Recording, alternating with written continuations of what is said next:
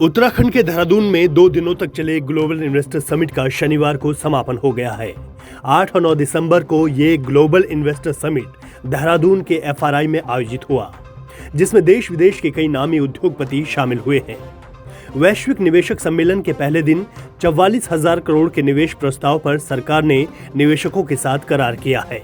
राष्ट्रीय और अंतर्राष्ट्रीय रोड शो, प्रदेश में जिला स्तर पर मिनी रोड शो व विभागों के स्तर पर अब तक 3.5 लाख करोड़ के निवेश पर MOU हस्ताक्षर किए जा चुके हैं। पहले दिन देश के प्रधानमंत्री जहां इन्वेस्टर समिट में आए, वहीं दूसरे दिन गृह मंत्री अमित शाह ने समिट में शिरकत की। ग्लोबल इन्वेस्टर समिट से सरकार को इस बार बड़ी उम्मीदें हैं। सीएम धामी पहले ही ये साफ कर चुके हैं कि सिर्फ MOU ही नहीं, बल्कि इनको ग्राउंड पर उतारने का काम भी किया जाएगा। वहीं प्रदेश सरकार ने इलेक्ट्रिक वाहन, रियल एस्टेट, हेल्थ केयर, उच्च शिक्षा, पर्यटन, फिल्म, आयुष, ऊर्जा क्षेत्र में निवेश प्रस्ताव पर MOU किए हैं। इसमें सरकार ने 44,000 करोड़ के निवेश को धरातल पर उतारने की प्रक्रिया भी शुरू कर दी है। ग्लोबल समिट के समापन पर सचिव CM विनय शंकर पांडे और मीनाक्षी सुंदरम ने प्रेस कॉन्फ्रेंस कर 2 दिनों तक चले ग्लोबल इन्वेस्टर समिट के बारे में जानकारी दी। 2 दिवसीय कार्यक्रम में देश विदेश के इन्वेस्टर आए थे। करीब 28 से 30 विभिन्न देशों के इन्वेस्टर यहां पर शामिल हुए हैं। सभी महत्वपूर्ण सेक्टर में बात हुई है। साथ ही लोगों ने भी अपनी जिज्ञासाएं रखी और अपने सवाल रखे। अभी तक लगभग 3,44,000 करोड़ के MOU साइन हो चुके हैं। इस बार इन्वेस्टर समिट में ग्राउंडिंग पर जोर दिया गया है।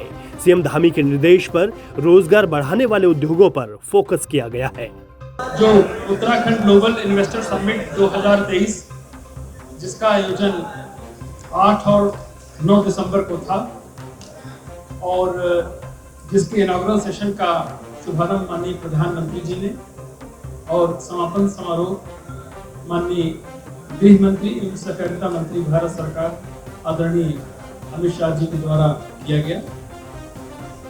संक्षेप में ये जो 2 दिवसीय हमारा कार्यक्रम था, उसमें देश विदेश से भी काफी हमारे इन्वेस्टर्स आए थे और सबसे बड़ी बात ये रही, इसमें करीब 28 से 30 विभिन्न देशों के हमारे एम्बेसडर्स या उनके फर्स्ट सेक्रेटरी या उनके कमर्शियल मिनिस्टर्स होते हैं, उन्होंने भी प्रतिभाग किया था।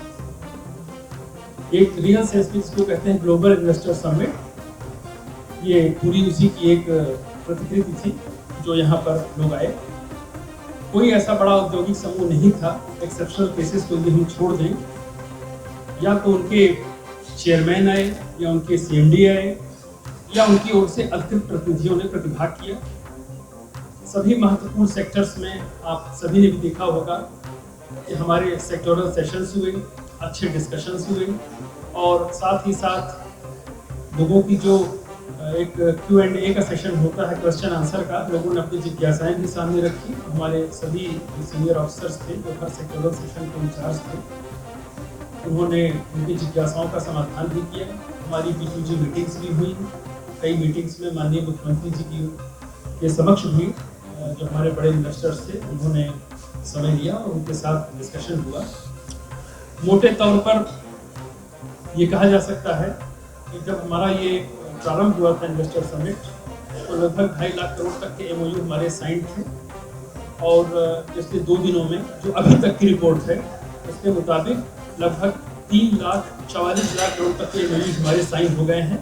अभी फिगर्स कंपाइल हो रही हैं, फिगर्स जाहिर तौर पर थोड़ा बढ़ेंगी ही।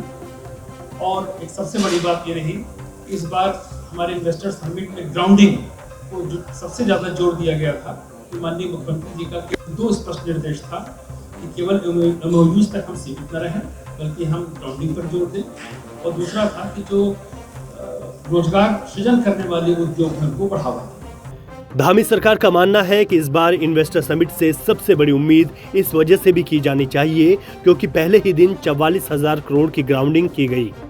सचिव CM मीनाक्षी सुंदरम ने बताया कि जिन निवेशकों ने समिट में भाग लिया है, उनसे लगातार संपर्क बनाए रखा जाएगा और इसके लिए अपर सचिव स्तर के अधिकारियों को जिम्मेदारी सौंपी गई है। आपको बता दें कि सबसे ज्यादा करार मैन्युफैक्चरिंग, एनर्जी सेक्टर सहित मेडिकल में किए गए हैं। देखिए, 2 सेक्टर्स हैं जिसमें सबसे मैक्सिमम ग्राउंडिंग हुआ है। एक तो मैन्युफैक्चरिंग सेक्टर है, दूसरा एनर्जी सेक्टर है। और उसके अलावा हॉस्पिटैलिटी और रियल एस्टेट सेक्टर में भी कुछ क्राउडिंग्स हुए हैं। इंडस्ट्रीज के एक्सपेंशन को लेकर के भी हुआ है, क्योंकि देखिए एक्सपेंशन प्रपोजल्स हमारे पास आने के पीछे भी कुछ कारण था। जैसे मैंने अभी पॉलिसीज़ का जिक्र किया था कि नॉर्मली क्या होता है कि एग्जिस्टिंग इंडस्ट्री अपना एक्सपेंशन करना चाहते हैं, लेकिन उनको एडिशनल लैंड की आवश्यकता होती है और एडिशनल लैंड वो कंटिन्यूटी में चाहते हैं, अपने प्रीमाइसेस के साथ जुड़ा हुआ एडिशनल लैंड चाहते हैं, वो नॉर्मली नहीं मिल पाता है। फिर वो यहाँ पर यूनिट एक्सपेंशन करने के बजाय किसी अन्य स्टेट में जाकर के अपना नया यूनिट डालते हैं।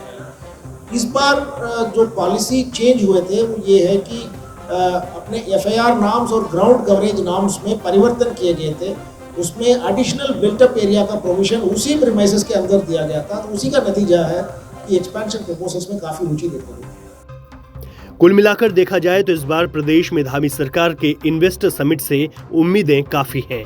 हालांकि इससे पहले त्रिवेंद्र सरकार में 2018 के दौरान जो समिट हुआ था उसका खासा असर जमीन पर देखने को नहीं मिला था। लेकिन सरकार जिस तरह से इस बार अपनी तैयारी के दावे कर रही है उसको देखते हुए उम्मीद तो की ही जा सकती है। देहरादून से पंजाब केसरी नवोदय टाइम्स के लिए रवि कैंथुरा की रिपोर्ट।